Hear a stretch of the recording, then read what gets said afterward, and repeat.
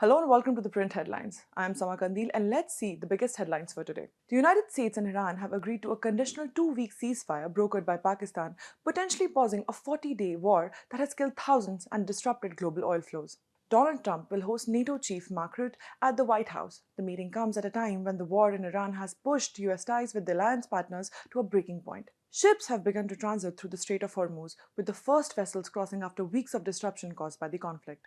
Oman has rejected Iran's demand to impose transit fees on ships crossing Hormuz, mentioned in Iran's 10-point plan, saying such charges cannot be enforced under international rules. An oil refinery on Iran's Lebanon island was hit in what Iranian authorities described as an enemy attack on Wednesday, hours after a 2-week ceasefire was brokered.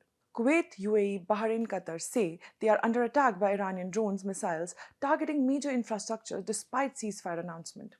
Qatar has formally notified the United Nations and the UN Security Council of what it described as repeated drone and missile attacks by Iran, calling for urgent action to halt the escalation. Pakistan's PM Shehbaz Sharif confirmed Iran will join US talks in Islamabad on Friday to further negotiate for a conclusive agreement to settle all disputes, he said in a post on X. Israel carried out a wave of airstrikes on southern Lebanon after US-Iran ceasefire. Benjamin Netanyahu has backed the US ceasefire decision but made it clear that the pause in fighting does not extend to Lebanon. Lebanese President Joseph Aoun has welcomed the ceasefire, calling for a broader regional peace that includes Lebanon. Ukrainian President Volodymyr Zelensky also has welcomed the ceasefire, saying Ukraine would respond similarly if Russia halts the strikes.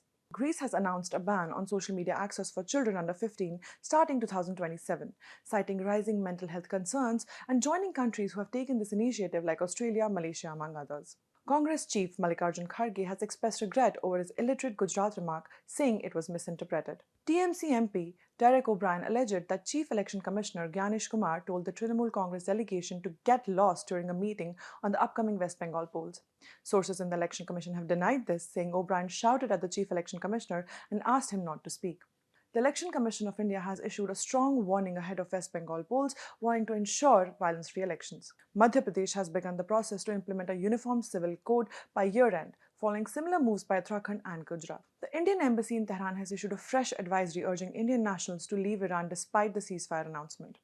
Indian stock markets surged sharply, with Sensex and Nifty rising nearly 4%, driven by easing oil prices after the ceasefire. MS Dhoni will miss Chennai Super Kings' next IPL match as he continues to recover from a calf injury. Deepika Padukone has responded to trolls over Dhurandhar 2, saying she had already watched the film before its release. Thank you for watching. We will be back tomorrow with more updates.